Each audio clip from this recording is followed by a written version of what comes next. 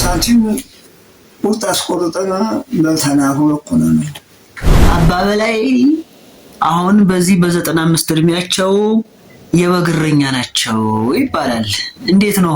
እስኪ ስለሱ አጫውቱኝ። እንደው ደግሞ ያሳደኩት አንድ ውሻ አለ ይከተላል። አንድ ጊዜ እንደውም በውሻው የተነሳ ተወራርደው አሸንፈዋል። ቅዳሴ ገብቶ ሲደርስ በውጭ ሳስቀድስ ቁጭ ይላል። ዮማረና ክርስቶስ ሲሉ ይጮሃል።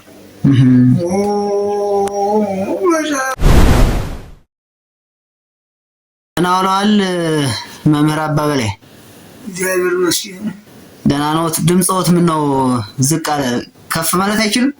የግ ነው ከፍ ይላል። መቼም እንግዲህ ሽማግሌ አይደለሁም። ዛሬም እንግዲህ አንዳንድ ታሪኮትን ለአድማጮቻችን እናስተላልፍ ስለፈለግን አንድ ሁለት ጥያቄዎችን ልጠይቅዎት ነው። አንደኛው ጥያቄ ሀገሮ ወደ ደሴ በመቼ ዘመን መጡ? ሲመጡስ እንዴት ነበረ? እስኪ አጫውቱን። እሱ ወደ ደሴ ስመጣ በ55 ዓመተ ምህረት መጣሁ። በ55 ዓመተ ምህረት መጣሁ። ከዚያ ወዲህ ኑሮዬ ከዚህ ሆኖ ቀረ። በ55 በጃንሆይ ዘመን ማለት ነው? አዎ። እሺ በዛን ዘመን በ25 ሳንቲም ስጋ በልቼ ነበረ፣ ጠላም ጠጥቼ ነበረ፣ መልስም ተቀብዬ ነበረ፣ አረ ቁርጥም በልቼ ነበረ ብለው ነበር ባለፈውና እስኪ ስለሱ ታሪክ ንገሩኝ። የት አካባቢ የነበረ ነው? በ25 ሳንቲምስ ምን ምን አድርገዋል? በ25 ሳንቲም አንድ እንጀራ በወጥ በስጋ ወጥ በልቻለሁ። ያውም ሁለት ኮነ እንጀራው ትልቅ ነበረ። በ50 ሳንቲም ቁርጥ አስቆርጠን በልተና ሁለት ኮነ ነው። አንጨርሰውም፣ ስጋው ብዙ ነው። በ10 ሳንቲም በክቡር ዘበኛው 5 ብርጭቆ ጠላ እንጠጣለን። በ10 ሳንቲም በ5 ሳንቲም 2 እንጠጣለን። በ5 ሳንቲም በ5 ሳንቲም 2 ብርጭቆ። አዎ በክቡር ዘበኛው። ክቡር ዘበኛው የሚባለው ምን አይነት ብርጭቆ ነው ያስታውስታል? ትልቅ ነው። እዚህ አሁን አንቱ ወላኛ ይሄንን ተርኪሱን የሚያህል ነው። ትልቁ ነው እና አሳው 10 ሳንቲም ነው የሚጠጣው ጠላ። ጠጅ መኳንንት ነው ሳንታ የገባበት 2 ብርሌ በ25 ሳንቲም።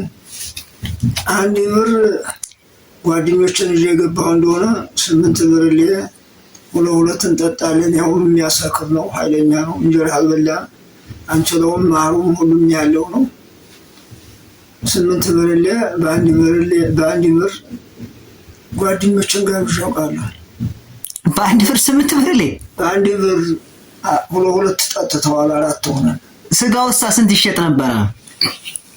ስጋው የብር የሚሸጣል፣ ሚዛን የለም። ከወዲ ነው የሚባለው። የአንድ ብር ስጋ ለ3 እና ለ4 ይሆናል። ሰው ይሆናል። አንድ ሰው አይጨርሰውም። ለአንድ ብር ስጋ። እሺ ያው ወደ ትዝታ ውስጥ አስገባችሁ መሰለኝ፣ ይቅርታ። ሌላው እንግዲህ እስኪ ስለ አይጠየፍ ቤተ መንግስት አንዳንድ ነገር ንገሩኝ። ግብርስ እንዴት ነበር የሚገበረው?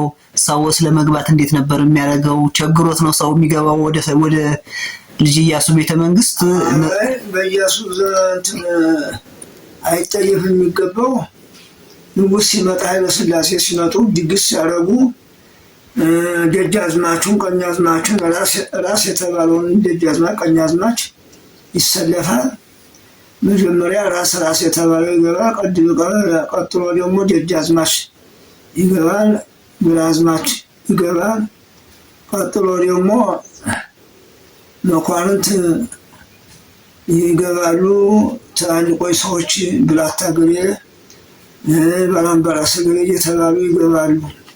እዚያ ወዲህም ደግሞ በዚያው ቀጥሎ ደግሞ ኮሎኔል የተባሉት ሻለቃ የተባሉት ወታደሮች በየማዕረጋቸው 50 አለቃ 100 አለቃ የተባሉት በየማዕረጋቸው ነው የሚገቡት እንጂ ዘሎ አይገባም።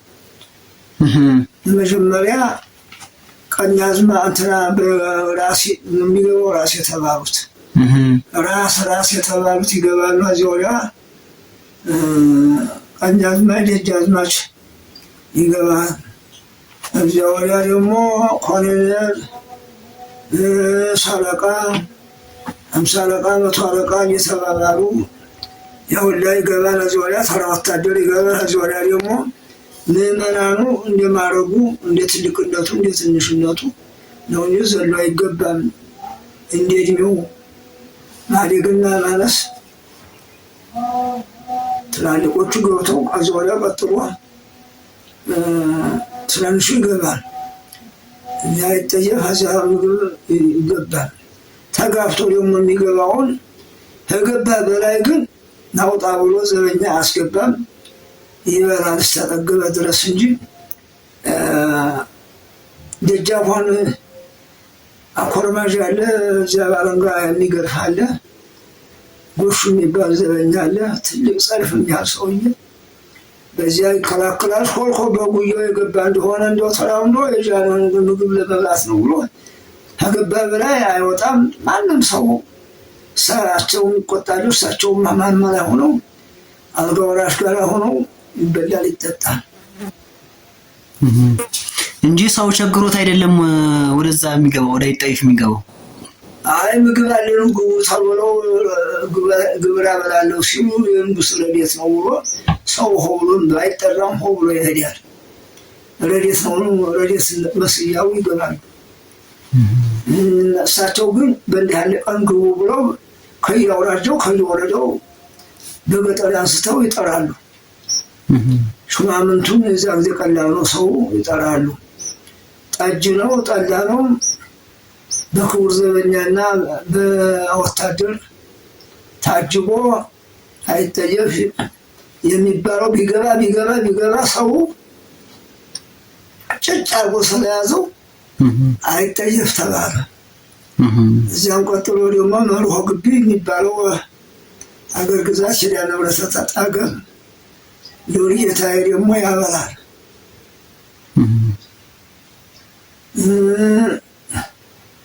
አምስቱ ቀዳሳያንና ቀሳውስቶች በተለይ ይገባሉ። እንደ ማዕረጋቸው እነሱ ይገባሉ። ደጃዝማችና ቀኛዝማች ይገባል። ይሄ ባላምበራስ የተባለ አውራጃ ገዥ፣ ወረዳ ገዥ የተባለ ዛሬ ወረዳ ሁሉም ወረዳ ሆነ እንጂ አውራጃና ገዥና ወረዳ ገዥ ማዕረግ አለው። በመጀመሪያ አውራጃ ገዥ ገብቶ ቀጥሎ ወረዳ ገዥ ይገባል። እዚህ ወዲያ ምስለኔ ምናምን ጭቃ ይገባል። መልካም እንግዲህ አባ በላይ በልጅነታቸው አስከራ ጊዮርጊስ ቀድሰው ነበር ይባላልና እንደው በልጅነቶ አስከራ ጊዮርጊስ ለስንት ዓመት ቀደሱ?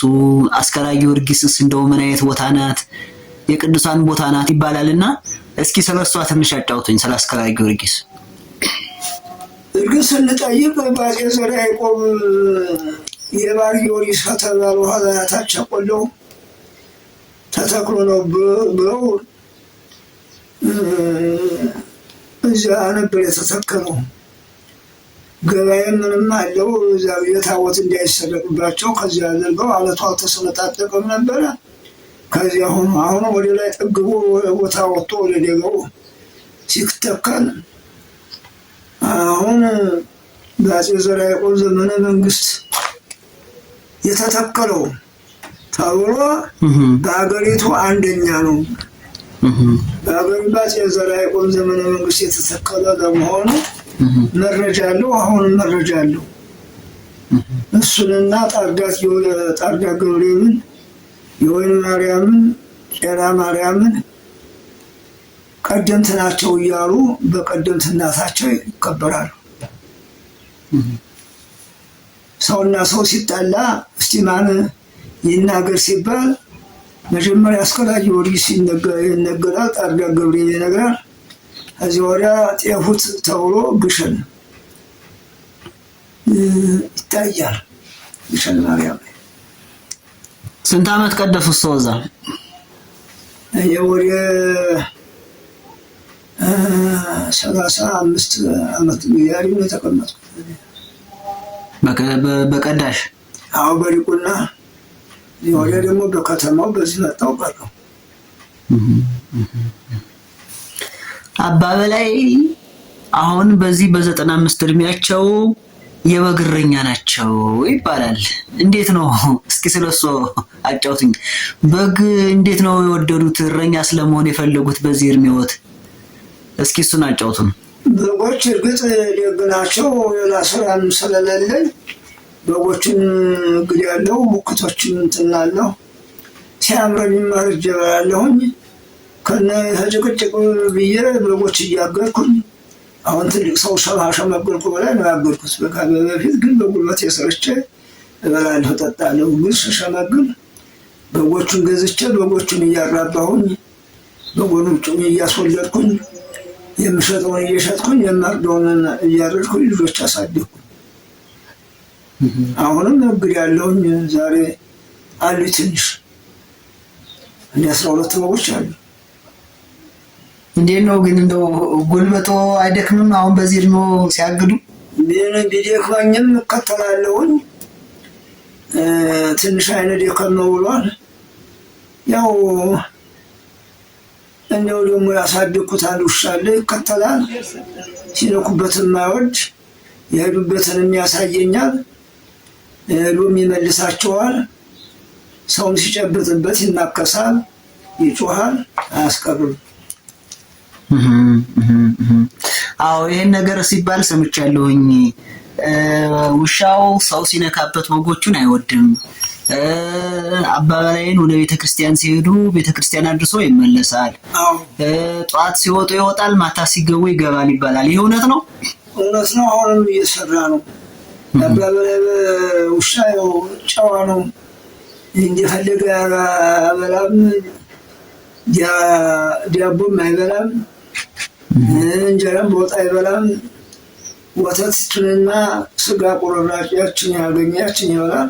እስከዚህም አይከሰከስም። የወደቀውን ሁሉም አይበላም። ውሻው ጥይር ነው። ውሻው ላይ ይበላል፣ እሱ ግን አይነካም። እዚህ ላይ አንዲት ጥያቄ ልጨምርና አንድ ጊዜ እንደውም በውሻው የተነሳ ተወራርደው አሸንፈዋል። ውሻው ዳቦ የሚበላ መስሏቸው ተወራርደዋል እሳቸው እና እሳቸው አሸንፈዋል ይባላል። ይሄስ እውነት ነው? እውነት ነው። ውሻው የአንድ ግብዣ ቤት ተጠርቼ ስሄድ ሰው እየጠጣ ደረስኩ። ሀላይ ተቀመጥኩኝ። በኋላ ውሻው ከዚያ ስንጫዋወት እየጠጣ ስንጫወት ድምጤን የሰማ ጊዜ ሰተት ብሎ ገባና ጉልበት ላይ ቁጭ አለ። ሰው ይበላኛል ብሎ እንደው ብርጭቆውን እያያዘም ሸሸ። አትሽሹኝ እህታችሁ ሆናለሁኝ አይበላም ብዬ እህታችሁ ሆንኩና ውሻውን ብዬ አገባ በላይ ሰው ማለካ ጉልበት ላይ ነው ቁጭ አለው። አሁን የውሻ የመጣው ፈልጓቸው እኮ እርቦት ነው ብሎ ሰውየው አለ ስንጠጣ።